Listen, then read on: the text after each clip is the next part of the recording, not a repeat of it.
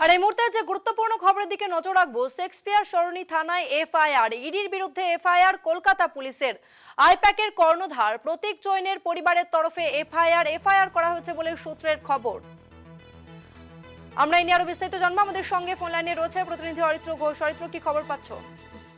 তবে এই মুহূর্তে যেটা খবর পাওয়া যাচ্ছে, কলকাতা পুলিশের তরফ থেকে জোড়া এফআইআর ইডি এবং সিআরপিএফ আধিকারিকদের বিরুদ্ধে। পুলিশ সূত্রে খবর পাওয়া যাচ্ছে শেক্সপিয়ার সরণি থানা, এই শেক্সপিয়ার সরণি থানায় জোড়া এফআইআর হয়েছে, মূলত দুটি এফআইআর হয়েছে। এটা পুলিশ সূত্রে জানা যাচ্ছে যে একটি এফআইআর করা হয়েছে ইডি আধিকারিক এবং সিআরপিএফ জওয়ানদের বিরুদ্ধে, যেটা পুলিশ সুব্রত অর্থাৎ স্বতঃপ্রণোদিত হয়ে পড়েছে।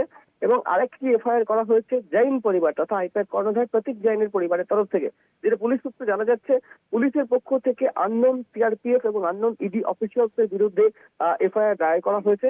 এবং সেখানে মূলত উল্লেখ হয়েছে পুলিশের কাজে বাধা অর্থাৎ কর্তব্যরত পুলিশের কাজে বাধা দেওয়া, এছাড়াও ইললিগাল ট্রেসপাসিং অর্থাৎ অবৈধভাবে অনুপ্রবেশের ধারা রয়েছে সেই এফআইআর এ। পুলিশ সূত্রে খবর, পুলিশ সূত্রে আরো জানা যাচ্ছে যে শেক্সপিয়ার সরণি থানায় আরো একটি জৈন পরিবারের তরফ থেকে অর্থাৎ প্রতীক জৈনের পরিবারের তরফ থেকেও এফআইআর দায়ের করা হয়েছে, যেখানে রংফুল কনফাইনমেন্ট অর্থাৎ জোর করে আটকে রাখা এবং ইললিগাল ট্রেসপাসিং অর্থাৎ অবৈধ অনুপ্রবেশের কথা উল্লেখ করা হয়েছে জৈন পরিবারের তরফ থেকে।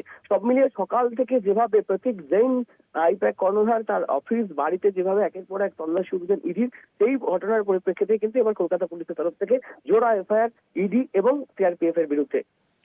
ধন্যবাদ অরিত্র।